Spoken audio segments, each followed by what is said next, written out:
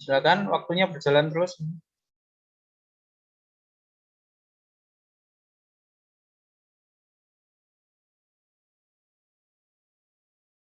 Warahmatullahi wabarakatuh.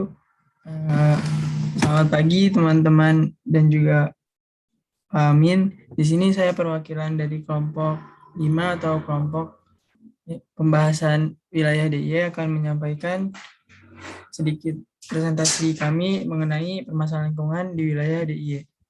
Dengan anggota kelompok pertama Diva Galeh dengan NIM M0821024, kemudian Luneta Valis dengan NIM M0821041, kemudian Lutfia M0821042, kemudian Mareta Patricia dengan NIM M0821043, kemudian Martina Putri dengan NIM M0821045, kemudian Muhammad Fakih dengan NIM M0821046, kemudian saya sendiri Muhammad Adi Pazabi dengan NIM M0821047, kemudian ada Muhammad Bondan dengan NIM M082104 dan Muhammad Hanif dengan NIM M0821 049, dan terakhir Muhammad Irfan dengan NIM M0821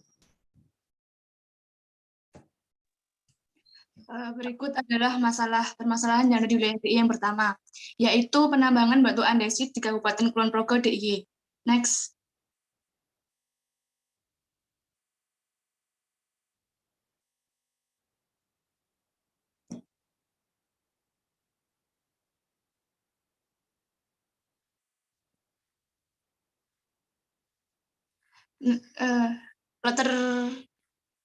Latar belakang penambangan batu andesit di Kulon Progo. Yang pertama adalah batu andesit di Kulon Progo ada lebih dari 240 juta ton.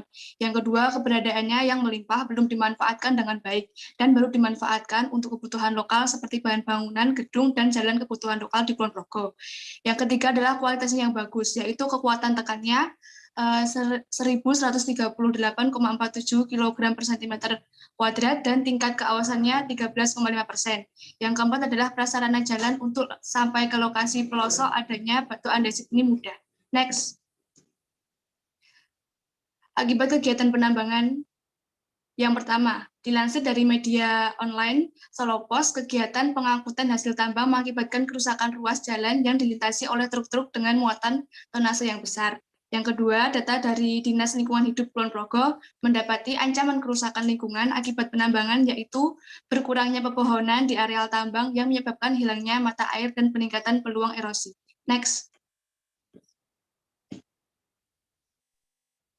Kemudian dari hasil analisis studi yang dilakukan siswa IATY, didapatkan penurunan kualitas air sungai dan berpengaruh pada kadar DO air sungai.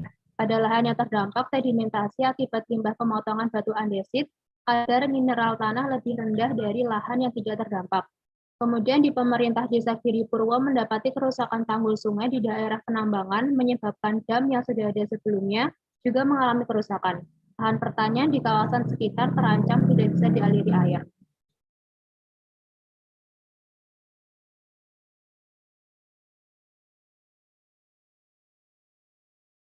Kemudian kebijakan mengenai kegiatan tambang.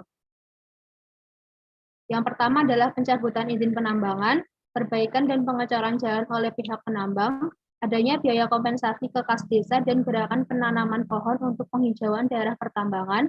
DPU setempat mengeluarkan aturan kewajiban reklamasi kerusakan lahan akibat penambangan, dan dilansir dari Pemkab Kulon Progo, perjanjian kesepakatan antar penambang dan warga tentang perusahaan PT Harmak Indonesia yang akan bertanggung jawab memperbaiki jalan dengan melakukan pengerasan jalan yang rusak, bergelombang, dan berlubang.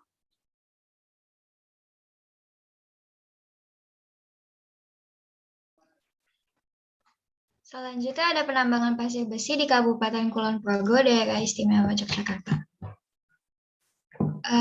Tempat penambangan pasir besi ini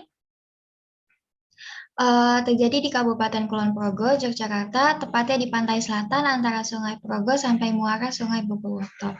Sesuai RT RW Kabupaten Kulon Progo, pertambangan dan juga pengolahan pasir besi ini dilakukan di sepanjang pantai. Pemegang kekuasaan dari penambangan pasir besi ini awalnya adalah PT Jogja Magasa Iron atau JMI yang memegang kontrak karya penambangan pasir besi di Kulon Progo.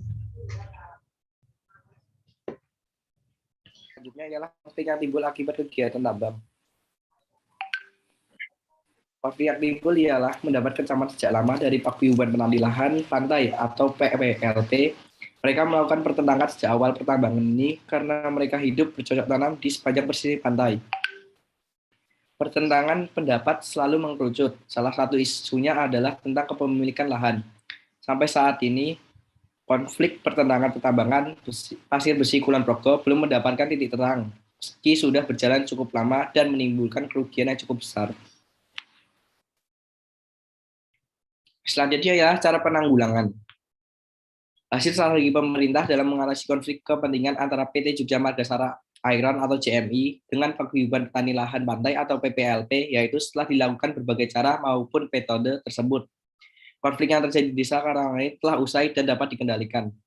Berbagai kemanfaatan sudah mulai terasa baik dari fasilitas desa, baik air bersih, jalan, bantuan fisik lainnya. Selain itu, penerimaan karyawan dari penduduk sekitar juga sudah terlaksana.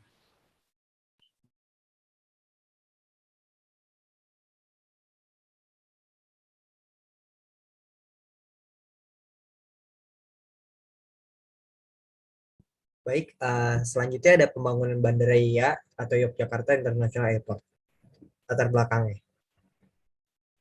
YIA merupakan sebuah bandara baru yang terletak di Kabupaten Kulon Progo, Yogyakarta. Tujuan yang dibuatnya adalah karena tidak mampunya Bandara Adi Sucipto dalam menampung penumpang. Next. Nah, dampak pembangunan Bandara YIA ini terhadap lingkungan.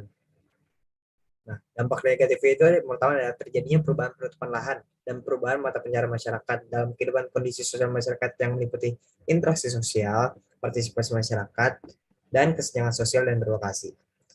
Kedua, karena berdirinya IA memudahkan pekerja luar dari daerah maupun luar negeri yang membawa tradisi negatif ditandai muncul tempatnya hiburan di sekelilingnya yang berpengaruh terhadap moral dan gaya hidup.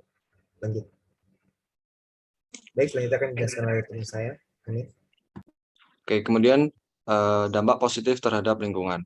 Untuk dampak positif dari pembangunan Bandara Yogyakarta International Airport ialah bandara memberikan dampak yang positif bagi peningkatan ekonomi masyarakat. Peningkatan ekonomi terdiri dari dampak terhadap pendapatan masyarakat dan dampak terhadap aktivitas ekonomi berupa bisnis dan usaha baru di sekitar Bandara YIA. Banyaknya orang kaya baru dikarenakan adanya uang pembebasan lahan, adanya kemajuan masyarakat dalam bisnis sehingga mereka membuat kos-kosan ataupun kontrakan sebagai investasi untuk kedepannya. Next. Kemudian kontra dalam pembangunan bandara. Kontra dalam pembangunan bandara ini dikarenakan tak sesuai tata ruang, terutama Rencana Tata Ruang Wilayah Provinsi sesuai Perda Nomor 2/2010 dan bertentangan dengan prinsip kehati-hatian dalam pembangunan risiko bencana.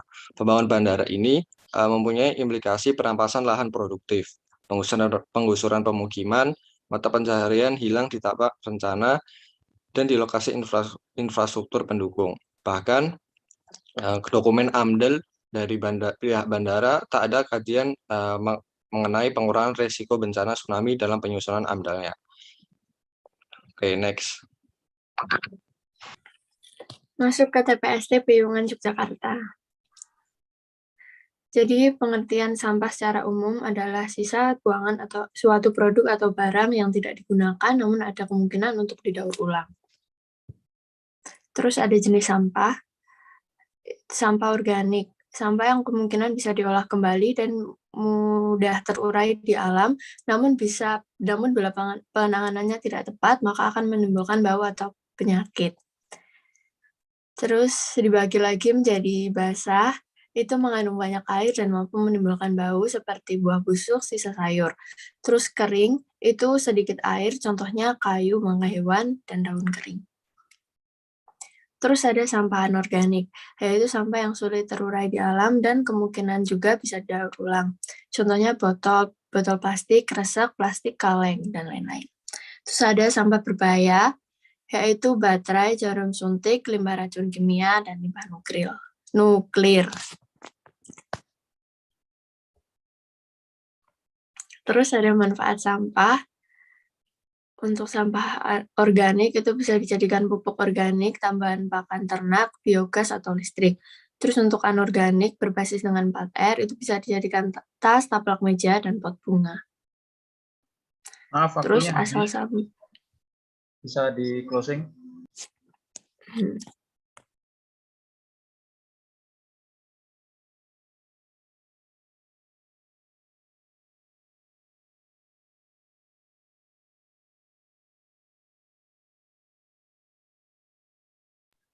Diberikan kata penutup, silakan.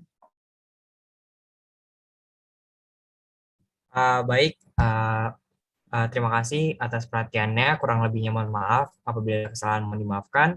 Wassalamualaikum warahmatullahi wabarakatuh. Waalaikumsalam.